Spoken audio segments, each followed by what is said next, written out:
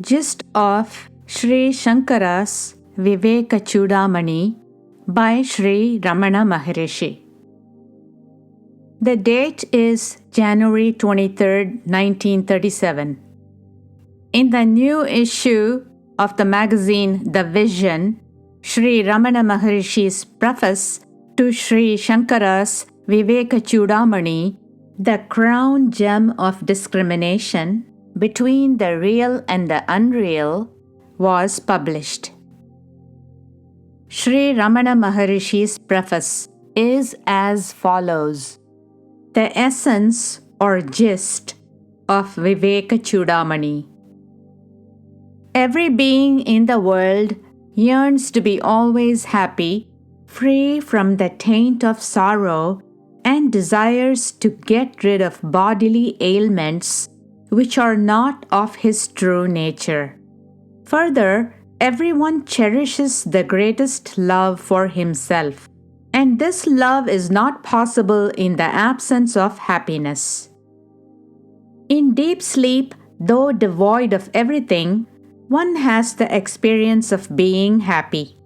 Yet, due to the ignorance of the real nature of one's being, which is happiness itself, people flounder in the vast ocean of material existence, forsaking the right path that leads to happiness, and act under the mistaken belief that the way to be happy consists in obtaining the pleasures of this and the other world. A safe guide. But unfortunately, that happiness which has not the taint of sorrow is not realized. It is precisely for the purpose of pointing out the straight path to happiness that Lord Shiva took on the guise of Sri Shankaracharya, wrote the commentaries on the Triune Institutes Prasthanatraya of the Vedanta, which extol the excellence of this bliss, and he demonstrated it by his own example in life. These commentaries, however, are of little use to those ardent seekers who are intent upon realizing the bliss of absolution but have not the scholarship for studying them. It is for such as these seekers that Sri Sankara revealed the essence of the commentaries in this short exposition, Vivekachudamani, the crown gem of discrimination, explaining in detail the points that have to be grasped by those who seek absolution and thereby directing them to the true and straight path. Learning alone won't do. Sri Sankara opens the theme by observing that it is hard indeed to attain human birth, and having attained it, one should strive for the realization, liberation, which is verily the nature of one's being. By jnana or knowledge alone is this bliss realized, and jnana is achieved only through vichara or steady enquiry. In order to know this method of enquiry, says Sri Sankara, one should seek the favor of a guru, and proceeds to describe the qualities of the guru and his sishya, the disciple, and how the latter should approach and serve his master. He further emphasizes that in order to realize the bliss of liberation, one's own individual effort is an essential factor. Mere book learning never yields this bliss, which can be realized only through enquiry or vichara, which consists of shravana or devoted attention to the precepts of the Guru, manana or deep contemplation, and nididhyasana or the cultivation of steady poise in the self. The three paths. The three bodies, physical, subtle, and causal, are non-self and are unreal. The self, or I, is quite different from them.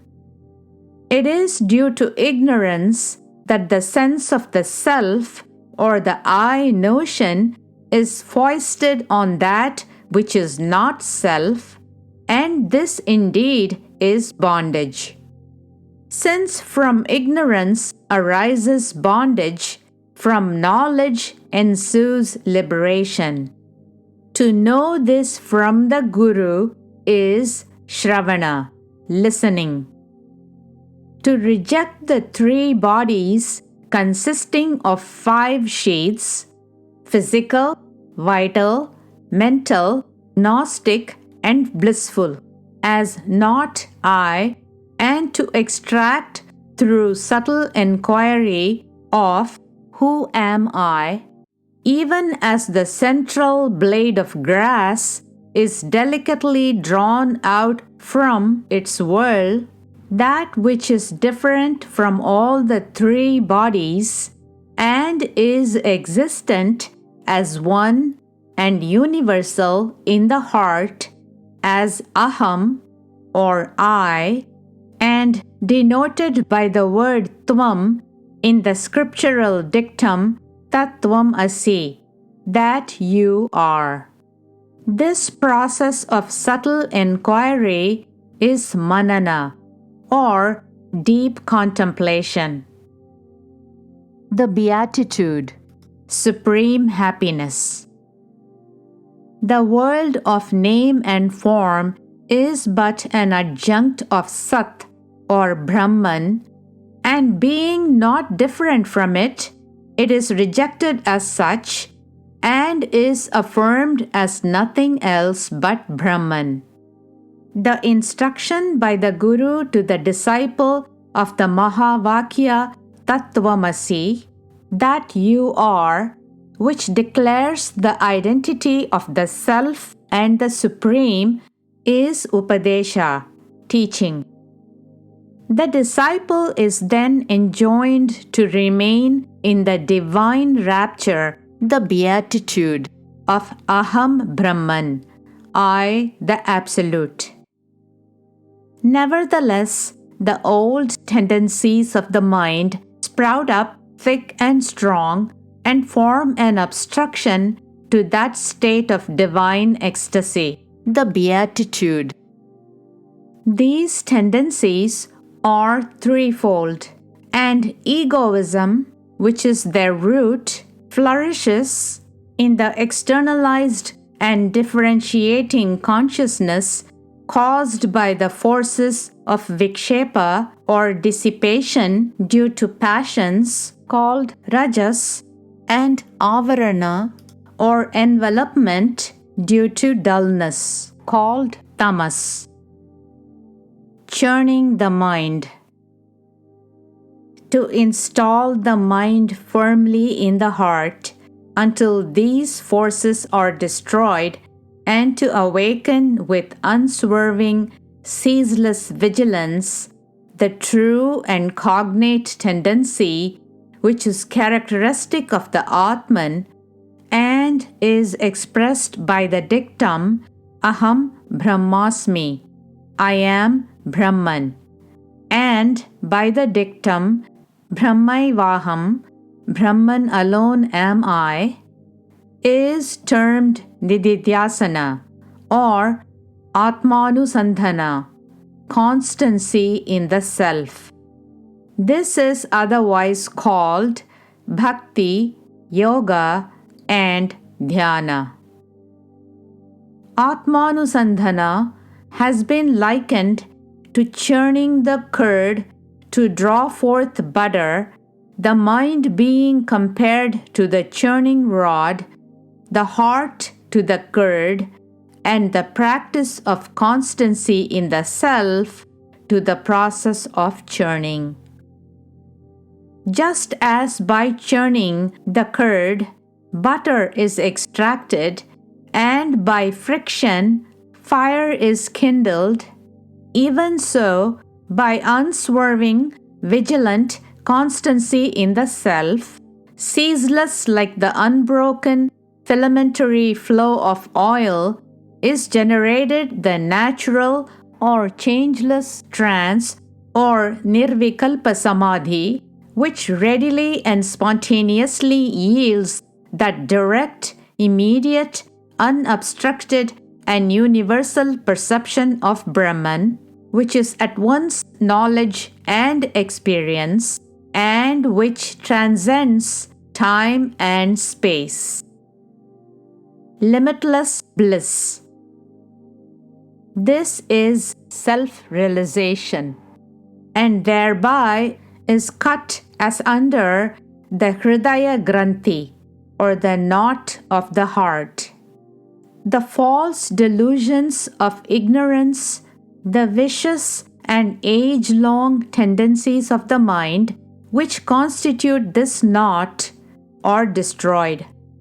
All doubts are dispelled, and the bondage of karma, actions, is severed. Thus, in this Vivekachudamani, the crown gem of discrimination, Sri Sankara has described samadhi or trance transcendent, which is the limitless bliss of liberation that is beyond doubt and duality. He has at the same time indicated the means for its attainments. To realize this state of freedom from duality is the summum bonum of life, and he alone who has won it is a Jivan Mukta, the liberated one while yet alive, and not he who has merely a theoretical understanding of what constitutes Purushartha or the desired end and aim of human endeavor. Final freedom. Thus, a Jivan Mukta, the liberated one while yet alive, is declared to be free from the bonds of threefold karmas, Sanchita, Agami, and Prarabdha. The disciple who has reached this stage then relates his personal experience. The liberated one is free indeed to act as he pleases, and when he leaves the mortal frame, attains absolution, and returns not to this birth which is death.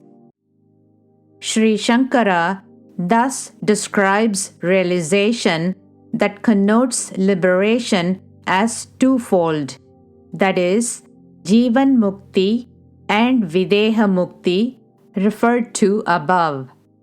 Moreover, in this short disposition called Vivekachudamani, written in the form of a dialogue between a guru and his disciple, he has considered many relevant topics.